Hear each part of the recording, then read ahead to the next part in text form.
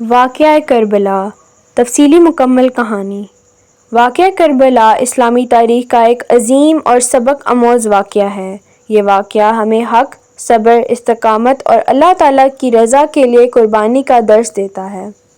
حضرت معاویہ رضی اللہ تعالیٰ عنہ کے بعد 60 ہجری میں حضرت معاویہ رضی اللہ تعالیٰ عنہ کا انتقال ہوا۔ ان کے بعد ان کے بیٹے یزید حکمران بنے۔ یزید نے مختلف علاقوں کے لوگوں سے اپنی بیعت لینے کا حکم دیا۔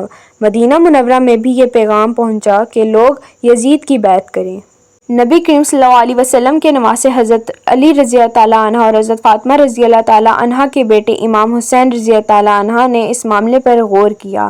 ان کا خیال تھا کہ مسلمانوں کی قیادت ایسے شخص کے ہاتھ میں ہونی چاہیے جو اسلامی اصولوں پر مکمل طور پر قائم ہو۔ اسی وجہ سے انہوں نے بیعت نہ کرنے کا فیصلہ کیا۔ مدینہ سے مکہ کی طرف روانگی امام حسین رضی اللہ تعالیٰ عنہ نے حالات کی نزاکت کو دیکھتے ہوئے مدینہ منورہ چھوڑ دیا اور اپنے اہل خانہ کے ساتھ مکہ مکرمہ تشریف لے گئے۔ مکہ میں ان کا قیام کئی ماہ تک رہا۔ اسی دوران عراق کے شہر کوفہ سے ہزاروں خطوط آئے۔ ان خطوط میں لوگوں نے لکھا کہ وہ امام حسین رضی اللہ تعالیٰ عنہ کو اپنا رہنما ماننا چاہتے ہیں اور ان سے درخواست کی کہ وہ کوفہ تشریف لائیں۔ حضرت مسلم بن عقیل رضی اللہ تعالیٰ عنہ کی روانگی امام حسین رضی اللہ تعالیٰ عنہ نے حالات کا جائزہ لینے کے لیے اپنے چچا زاد بھائی حضرت مسلم بن عقیل رضی اللہ تعالیٰ عنہ کو بھیجا۔ ابتداء میں کوفہ کے بہت سے لوگوں نے ان کا استقبال کیا اور حمایت کا وعدہ کیا۔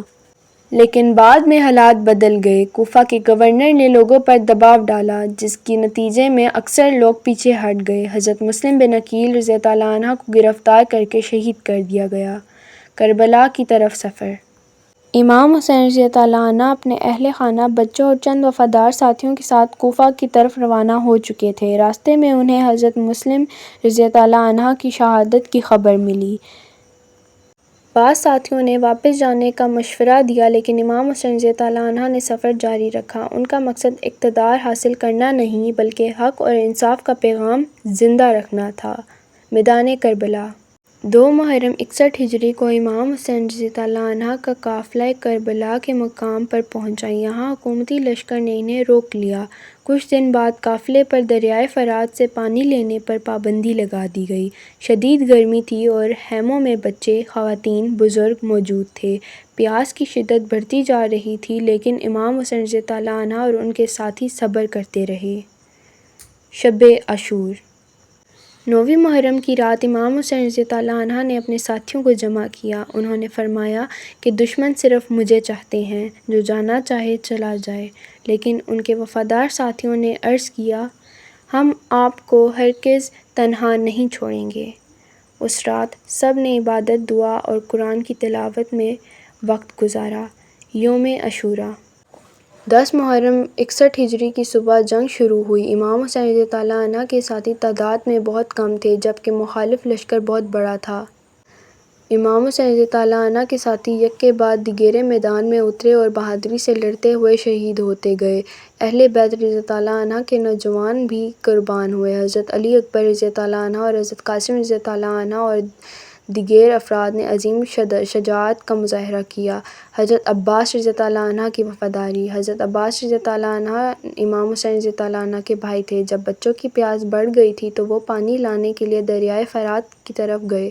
انہوں نے پانی تک رسائی حاصل کر لی لیکن واپسی کے دوران دشمنوں نے ان پر حملہ کیا، وہ شہید ہو گئے۔ ان کی وفاداری اور قربانی آج بھی یاد کی جاتی ہے۔